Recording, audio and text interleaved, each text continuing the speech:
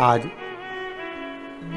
भाई दूज की यम द्वितीया की बहुत बहुत बधाई हो, बहुत बहुत साधुवादता, बधाइयाँ जो आप सभी आस्था चैनल के माध्यम से, फेसबुक यूट्यूब के माध्यम से अपने अपने घरों में बैठकर 5 दिवसीय दीपावली के पूजन का एक आनंद प्राप्त कर रहे हैं।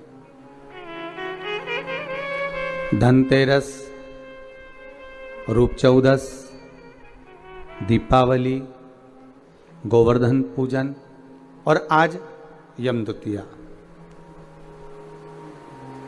कार्तिक महीने की शुक्ल पक्ष की ये पावन द्वितीया तिथि, जिसको यम द्वितीया भाई दूज भी कहते हैं। हिंदू धर्म के अनुसार बहन और भाई के प्रेम की उदारता को प्रकट करने वाली, वात्सल्यता को प्रकट करने वाली, प्रेम को दर्शाने वाली 2 त्यौहार हिंदू धर्म में बहन और भाई के लिए प्रबल हैं महाराज। पहला, श्रावण के महीने में पड़ने वाली श्रावण की पूर्णिमा, जिस दिन रक्षाबंधन का त्यौहार मनाया जाता है। हमारे हिंदू धर्म में ये त्यौहार भी भाई और बहन को समर्पित है। और दूसरे नंबर का ये पावन त्यौहार जो दीपावली के गोवर्धन पूजन के बाद में दीपावली के दूसरे दिवस में मनाया जाता है, द्वितीय दिवस में मनाया जाता है, जिसको यम द्वितीया कहते हैं, जो यम की कैद से छुड़ाने वाली है। बहन और भाई का संबंध क्या है? केवल एक यमुना मैया और यमराज से ही हमें सीखना नहीं है, हमें भगवान ओघड़दानी, त्रिकालदर्शी, कैलाशी शिव और माता क्षिप्रिया से भी सीखना है।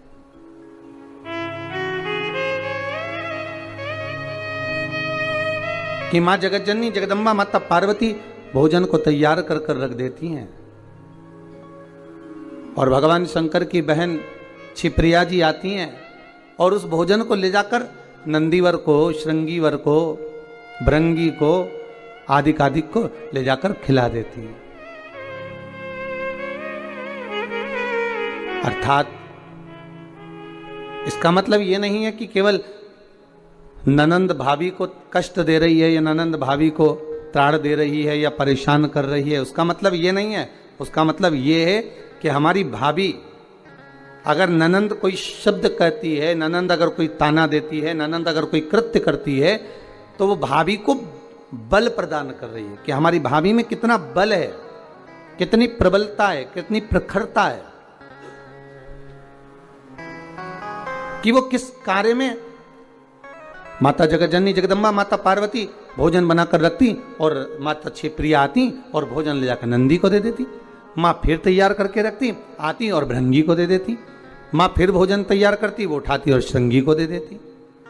वो बारंबार भोजन बना रही हैं और बार बार माता क्षिप्रिया आकर उसको उठाकर नंदी, भृंगी, श्रृंगी को दे देती है। अर्थात इसमें परीक्षा नहीं है, इसमें माता पार्वती को बल प्रदान करना।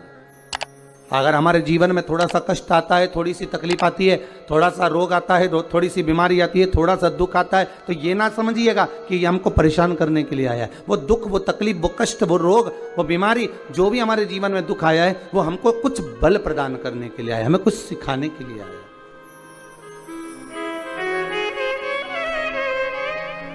महाराज, संसार का कोई मानव, हमारे अपने संबंधी हो, रिश्तेदार हो, नातेदार हो, कुटुंब वाले हो, कबीले वाले हो, ये अगर हमको कुछ कह रहे हैं, हमको कुछ ताने दे रहे हैं, हमको अपशब्द कर रहे हैं या हमारे ऊपर कमेंट्स कर रहे हैं, हमारे ऊपर कुछ कह रहे हैं, तो ये हमको बल प्रदान कर रहे हैं, हमको सिखा रहे हैं।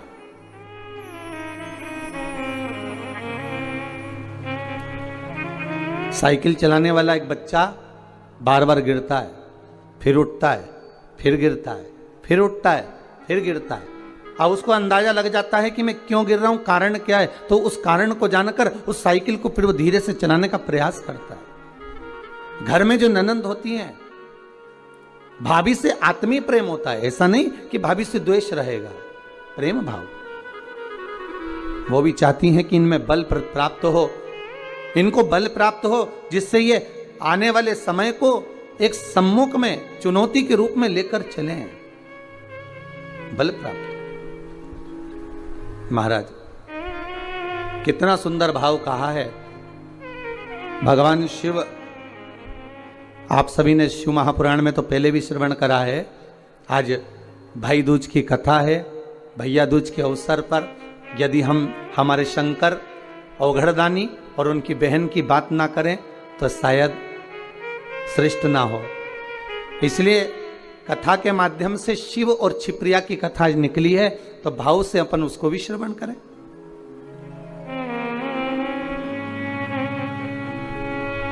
दूषण नाम के राक्षस ने जब चारों तरफ उपद्रव मचा दिया उज्जैनी में, और उस अवंती का पुरी में, उस उज्जैनी में जब चारों तरफ उपद्रव मच गया, जहां तहां चारों तरफ ब्राह्मणों के बच्चों को लेता और दूषण नाम का राक्षस निचोड़ निचोड़ कर पीने लगा रक्त को।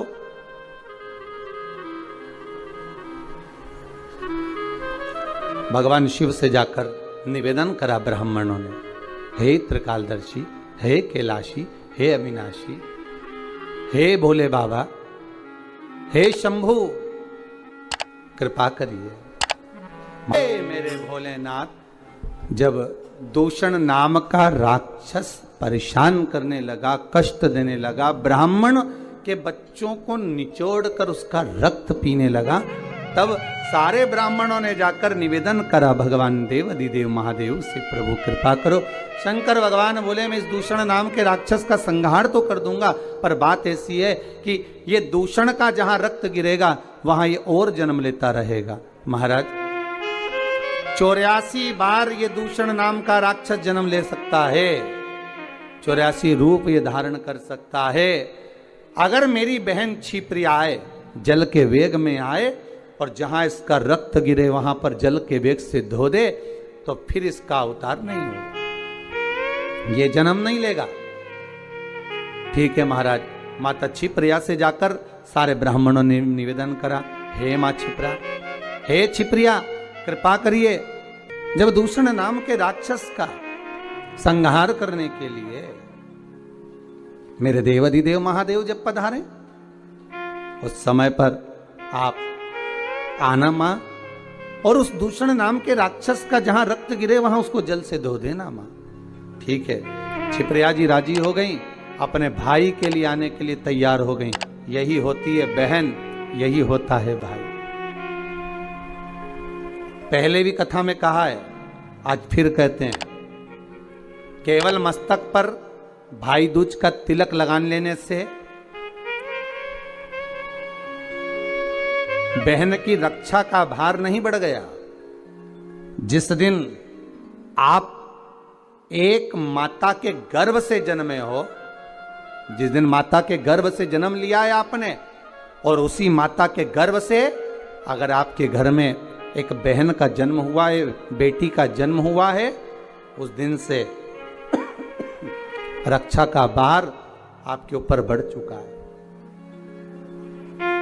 रक्षा का भार बढ़ चुका है। महाराज दूषण नाम के राक्षस को मारने के लिए मेरे देवाधिदेव महादेव आए, संहार करा, रक्त गिरा। जैसे ही रक्त गिरा, उस रक्त के गिरते गिरते गिरते गिरते 84 रूप उस दूषण नाम के राक्षस ने ले लिए। तब भगवान देवाधिदेव महादेव क्या करें, भगवान शंकर उसी समय पर देख रहे थे कि कैसे मार सकता हूं, और मां छिप्रा ने आकर, मां छिप्रिया ने आकर जल के रूप में अपने भाई के 84 रूप बना दिए। और 84 रूप भगवान देवाधिदेव महादेव के, महाकाल राजा के जब हो गए, 84 रूप धारण कर कर उस दूषण नाम के राक्षस का संहार कर दिया। दूषण नाम के राक्षस का संहार करा, काल बनकर मेरे भगवान शिव पधारे तो उनका नाम महाकाल काल पड़ गया। बोल महाकालेश्वर भगवान की। माता छिप्रिया जल के रूप में बहने लगी, जिनका नाम छिप्रा हो गया। पहले भी आपको कहा है, आज फिर कहते हैं, पूरे विश्व में भारत की भूमि पर इतनी बड़ी राखी कहीं नहीं बनती जो छिप्रा जी के घाट से, माता छिप्रा के पास से देवाधिदेव महादेव महाकाल राजा को बांधी जाती है। महाकाल बाबा को मां छिप्रा की ओर से, मां छिप्रिया की ओर से बांधी जाती है। महाराज, ऐसा बहन और भाई का संबंध होता है। केवल एक ये नहीं कि बहन ने अगर कुछ मांग लिया और भाई ने कुछ दे दिया, वहीं तक का संबंध है। तिलक लगवाया और 100-500 का लिफाफा दे दिया, वहीं तक का संबंध है। नहीं नहीं, इस दूज का नाम है यम द्वितीया। यम द्वितीया का मतलब है सूर्य नारायण भगवान की धर्म पत्नी माता छाया के गर्भ से जो पुत्र उत्पन्न हुए हैं यम, उनके बाद में जो बहन उत्पन्न हुई हैं यमुना जी। महाराज, कितना आत्मीय प्रेम होगा अगर यमुना जी का संपूर्ण परिवार देखा जाए। यमराज शनि महाराज, यमुना जी, ताप्ती, कितना कितना सुंदर परिवार है।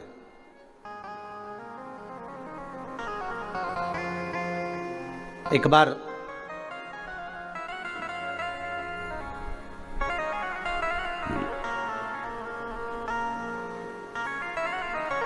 एक मुखिया जी ठाकुर जी की सेवा में लगे हुए थे और ठाकुर जी की सेवा में लगे लगे मुखिया जी भगवान से रोज लाड़ लड़ाते, ठाकुर जी का रोज श्रृंगार करते, ठाकुर जी को नए नए वस्त्र आभूषण धराते, सुंदर सामग्री सिद्ध करके भगवान को सामग्री धरा देते, बड़ा सुंदर साज सजाते। एक बार मुखिया जी की ग्रह दशा पर 7.5 आ गया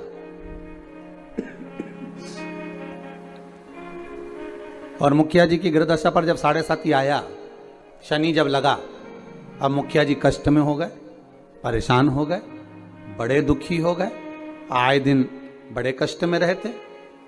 एक दिन मुखिया जी की आंखों में जब जल भर गया, नैनों में जल भर गया, तब श्री ठाकुर जी महाराज स्वयं प्रकट होकर पूछे, क्यों मुखिया जी आज आपके नैनों में जल भरा हुआ है, बात क्या है? शास्त्र कहता है, शिव महापुराण की कथा कहती है, जब आप शंकर भगवान पर जल चढ़ाएं या ठाकुर जी से लाड़ लड़ाएं, ठाकुर जी की सेवा करें, ठाकुर जी की अर्चना करें, पाठ करें, पूजन करें, ठाकुर जी का स्नेह लड़ाएं, उस समय पर श्रृंगार करते समय, पूजन करते समय, सेवा करते समय, भगवान की आराधना करते समय आपकी आंखों में जल नहीं होना चाहिए। भगवान की अर्चना करते समय जल क्यों आए, किस लिए?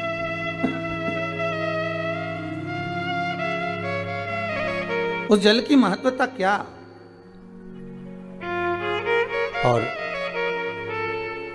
महाराज मुखिया जी बोले, ठाकुर जी समझ में नहीं आ रहा, आज तो शरीर में कष्ट बहुत है और मन में मानसिक टेंशन बहुत है।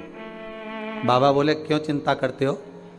झारी जी में से यमुना जी को प्रकट करा मेरे ठाकुर जी ने, और यमुना जी को प्रकट कर कर मेरे ठाकुर जी बोले, यमुना आज आप मुखिया जी जब झारी जी भर रहे थे, आपका श्रृंगार कर रहे थे, ऊपर से वस्त्र ओढ़ा रहे थे, तब आपको मन में है कि आज मुखिया जी के नैनों में जल भरा हुआ है? यमुना जी बोली, ठाकुर मेरे को मालूम है कि आज मुखिया जी के नैनों में जल है, और क्यों है वो भी मैं जानती हूं। जानती हो? हाँ। क्यों जल है? तो कहा, जल होने का केवल एक कारण है कि मेरे भाई शनि की दृष्टि मुखिया जी पे पड़ गई। ओहो, 7.5 वर्ष तक रहेगी।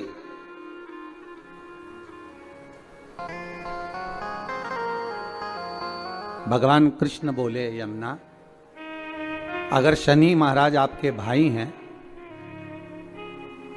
हमारे तो साले हैं, यदि बहन बोले तो क्या भाई मानेगा नहीं? बोलो प्रभु क्या चाहते हो? बस जाओ और शनि महाराज से कहो, जो ठाकुर जी से लाड लड़ाए, जो भगवान की सेवा में डूबा रहे, जो भगवान की भक्ति में सदा डूबा रहे, उस पर कभी न 7.5 लगे न ढैया लगे। शनि की कुदृष्टि उस जीव पर नहीं पड़ना चाहिए।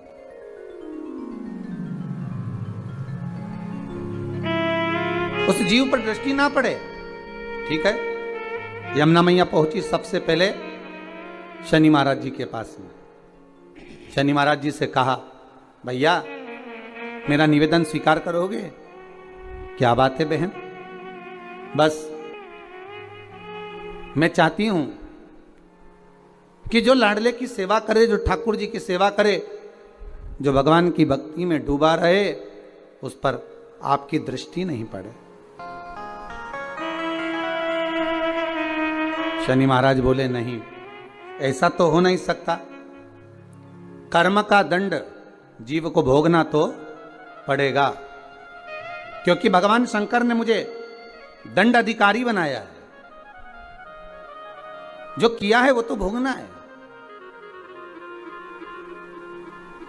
चाहे वो संसार का कोई जीव क्यों ना हो। आपको पहले भी कथा में कहा, किसी से मत डरो, पर अपने कर्म से जरूर डरो, क्योंकि कर्म का भोग तो परमात्मा को भी भोगना पड़ता है। महाराज, मानव का यदि शरीर मिला हो तो अपना कर्म श्रेष्ठ करते हुए चलो, श्रेष्ठ कर्म करिए।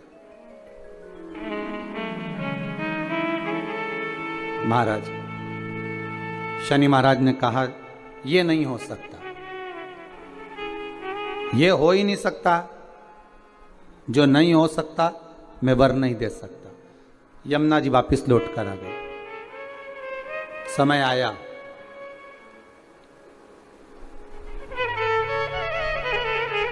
कार्तिक का महीना था। यमुना जी इससे पहले शनि महाराज के पास बारंबार जा चुकी हैं। यमराज के पास भी यमुना जी कई बार जा चुकी है, बार बार विनती कर चुकी है, पर मानते ही नहीं।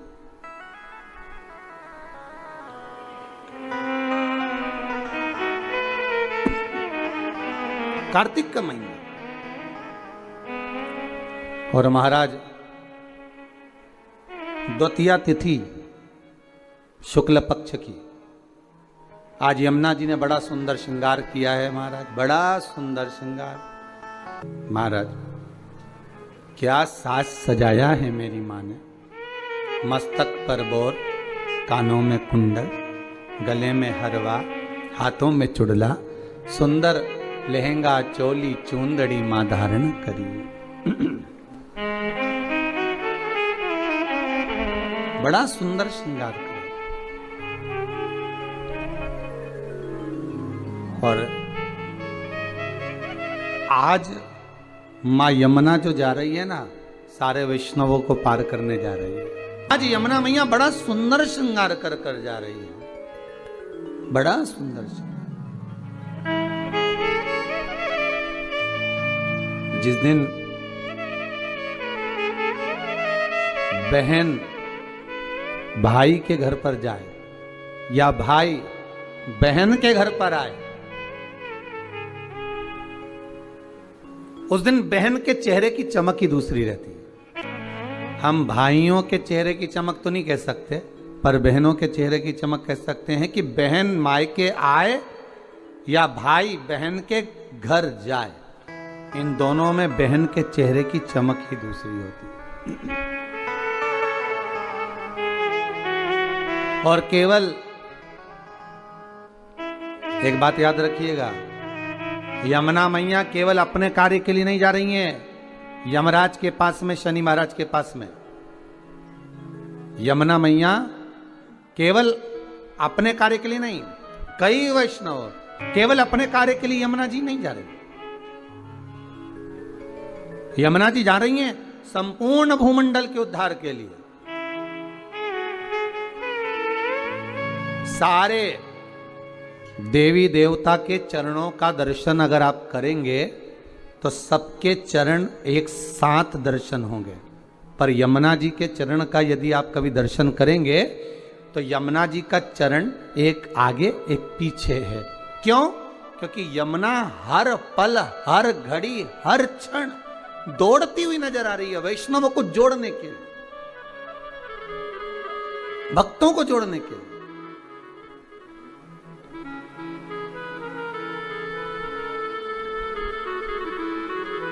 यमुना मैया हर पल हाथ में माला लिए दौड़ती हुई नजर आ रही है कि मेरे वैष्णवों को मुझे इस माला में पिरोना है,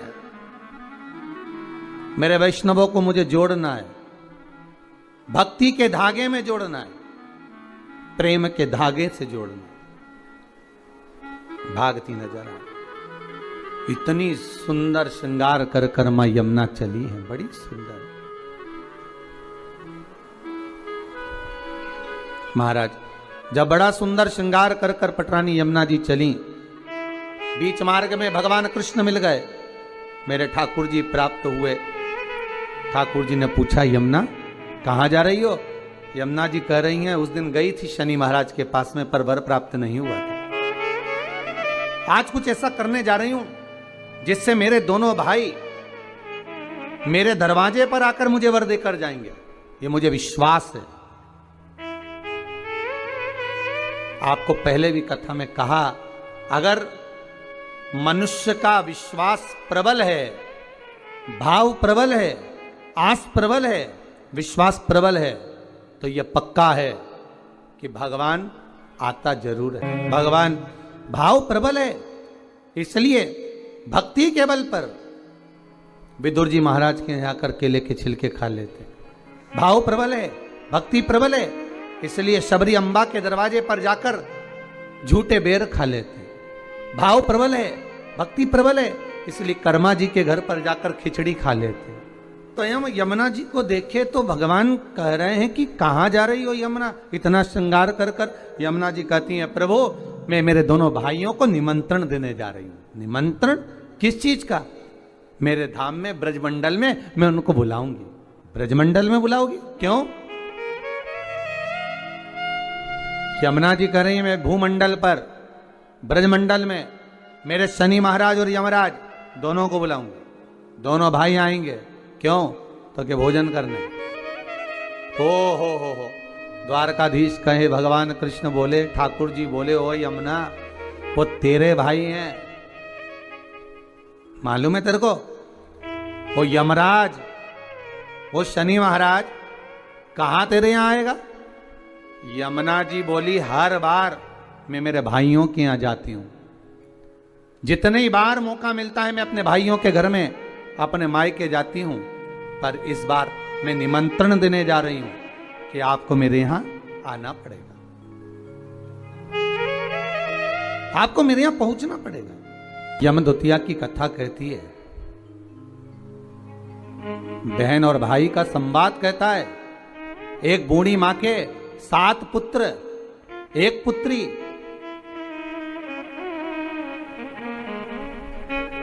और श्राप लगा था उस बूढ़ी मां के यहां कि तेरे घर में जितने बेटे हैं इनका जब विवाह होगा तो इनको सांप डसेगा, इसको मरना पड़ेगा। बहन बड़ी दुखी है।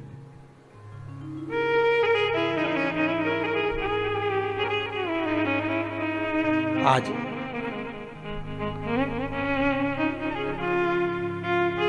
6 भाइयों को सांप डस चुका था। 6 भाभियां विधवा हो चुकी थी, वैधव्य हो गई थी। केवल 1 भाई बचा। मां ने कहा बेटा बहन के घर चले जाओ, दूज का तिलक लगवा कर आओ। जाओ। भाई जाए। बहन को सूचना मिली कि मेरा भाई आ रहा है और 1 ही भाई बचा है, अब तो शादी होती है सांप डस लेता है, क्या करूं? भाई का आदर करा, सत्कार करा, सम्मान करा। भाई गया, बहन प्रसन्न हुई, पर चिंता एक ही व्याप रही थी कि 1 भाई बचा है और उसको भी सांप डसेगा विवाह में। आया समय, शादी पक्की हो गई, विवाह पक्का हो गया, पर मां को भी चिंता और बहन को भी चिंता कि सांप आएगा और उसको डसेगा शादी में। बस विवाह होकर आती है बहू और सांप डस लेता। बहन के मन में जब भाव प्रकट हो गया तो विवाह का दोष मिटाया कैसे जाए। मन में आ गया, एक काम करती हूं, जहां मेरा भाई जाएगा, भाई का जहां पूजन होगा उस जगह पर सबसे पहले पूजन बहन का होगा। बहन भाई का स्वरूप धारण कर कर चली, जहां भाई को खड़ा करते बहन वहां खड़ी हो जाती। बारात चलते चलते पीपल के पेड़ के नीचे रुकी तो भाई से कह दिया धूप में खड़े हो जा, मैं बैठूंगी इस पीपल के पेड़ के नीचे। लोगों ने कहा कहां धूप में दूल्हे राजा को खड़ा कर रही हो? नहीं नहीं नहीं, नहीं। ये धूप में खड़ा होगा, छांव में मैं बैठूंगी। फेरे में भाई बैठा तो बहन कहती है पहले फेरे में मैं लूंगी, पहले फेरे में बैठूंगी। जितने कार्य होते गए बहन अग्रण्य रहती रही। समय आया जब बहू घर में आ गई, सर्प डसने के लिए घर में प्रवेश कर गया। आज भाई को हटाकर बहन उस स्थान पर बैठ गई जहां पर सर्प डसने आ रहा था। बहन को देखा, सर्प ने भी जान लिया कि आज अगर इस भाई को बचाने वाली है तो ये बहन ही है। भाई को बचाने वाली कोई दूसरी नहीं, यही बहन है। आज मां यमुना भगवान कृष्ण से कह रही है, अगर मैं मेरे भाइयों को निमंत्रण देने जाऊंगी, शनि महाराज और यमराज को निमंत्रण देने जाऊंगी, हर बार मैं जाती थी, अब की बार मैं केवल मिलने नहीं, मैं निमंत्रण देने जा रही हूं कि मेरे भाई आएंगे मेरे यहां। मुझे विश्वास है मेरा भाई पहुंचेगा मेरे यहां, ये मुझे भरोसा है। महाराज अगर विश्वास प्रबल है तो परमात्मा आता जरूर है। विश्वास प्रबल है, परमात्मा क्यों ना आएगा? आया। पहुंच गई यमुना मैया सीधे यम द्वार।